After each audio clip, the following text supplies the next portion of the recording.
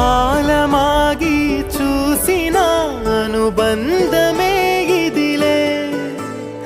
వయసు మీరిన పాసమే ఒక కావ్యమైనదిలే రేపలా ఎప్పుడు కంటి పాప